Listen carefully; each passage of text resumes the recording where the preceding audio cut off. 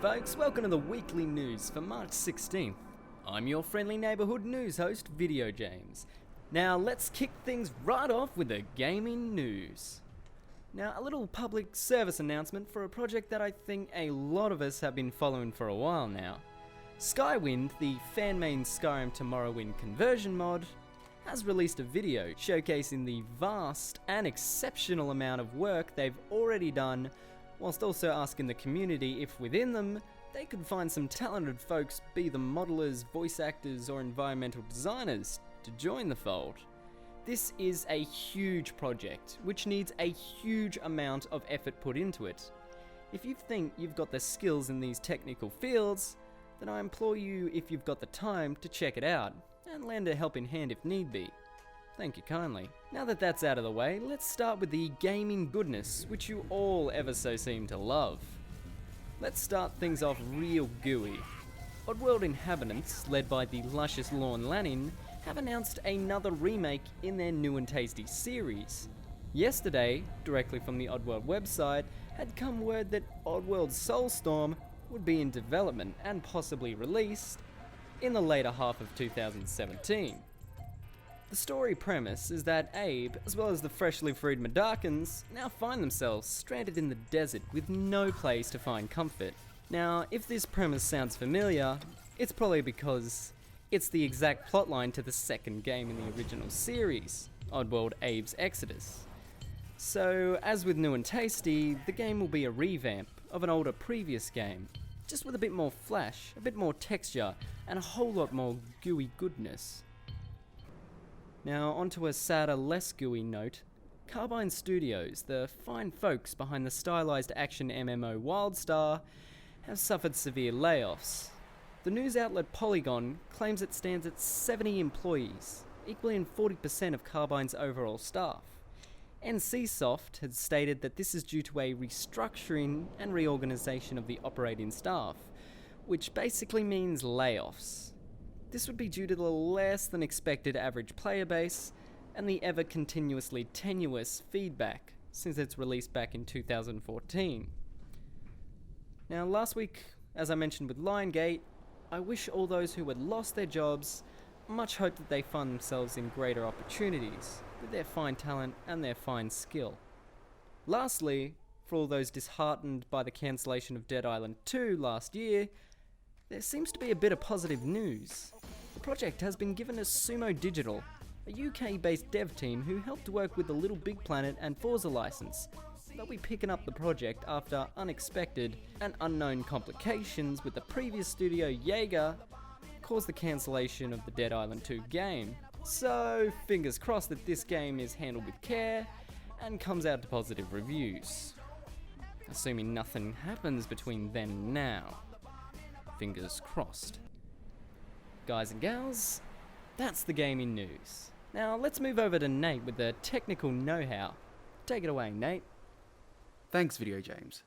Now, this week on Tech News, we have a new racing series starting up and the new Radeon Pro Duo.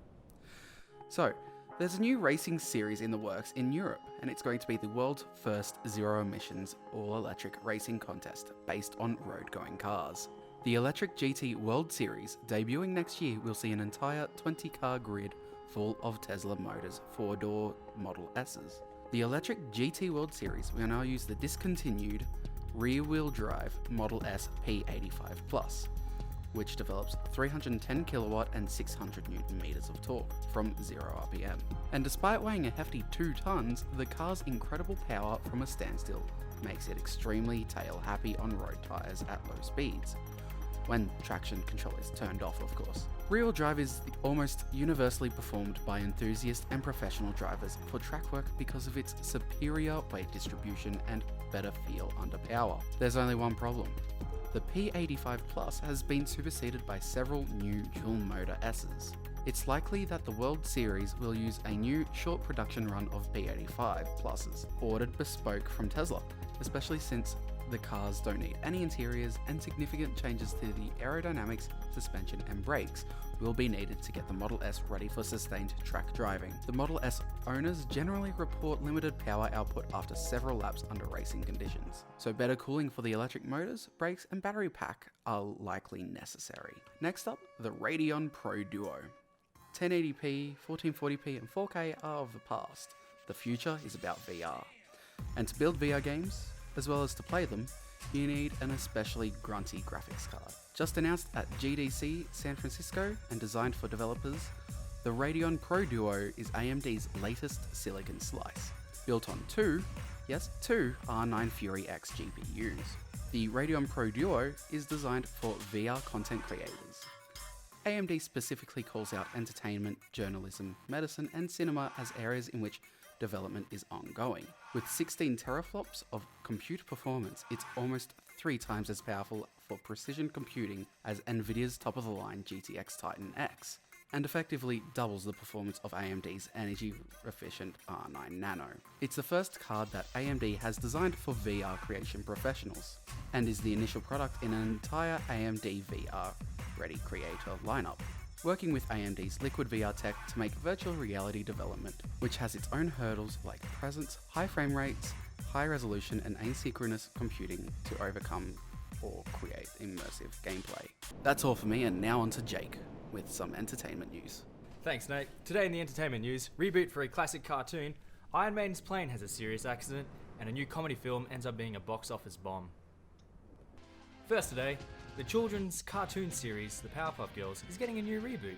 Cartoon Network has announced the new series air date will be April 4th. The series is being produced by Nick Jennings and Bob Doyle. Also, 3 new voice actresses will give the characters life. Amanda Leighton, Kirsten Lee, and Natalie Palamides, I'm sorry if I get them wrong, taking on the mantle of the girls. It will be sad not to hear Tara Strong's magnificent bubbles, but let's hope that the new voice can fill her shoes. However, it's not all bad news though, as Roger L. Jackson has agreed to return to his role of Mojo Jojo. Mojo Jojo. Next today, the Boeing 747 belonging to the popular rock band Iron Maiden, Ed Force One, was attached to a tug truck to be taken to a refueling station in Chile before departing for a flight over the Andes, when the steering pin which connects the aircraft to the tug apparently fell out. The tug went to make a turn, but the plane continued to roll straight ahead and collided with the truck, damaging the undercarriage of the aircraft, as well as the inner port side engine. 2 people were injured in the collision, but their injuries were not serious. The band's Argentina shows are not expected to be affected by this incident. Finally today, new comedy film from Sacha Baron Cohen, Grimsby, has turned out to be a massive box office flop. This comes as news to me. The film initially had a $35 million US budget, but on the opening weekend only made back a measly $1.6 million US, making this the biggest flop of Cohen's career. He hopes to bounce back, however, with next year's release of Alice Through the Looking Glass, a sequel to Tim Burton's Alice in Wonderland. Thank you all for watching. That's it for entertainment news this week. Well folks, that's the news for the 16th of March. Like always, if anything here has tickled your fancy, don't forget to drop a hot steamy comment, or just leave a plain old sub if you ever feel so inclined. We'll see you guys and gals next week on the news.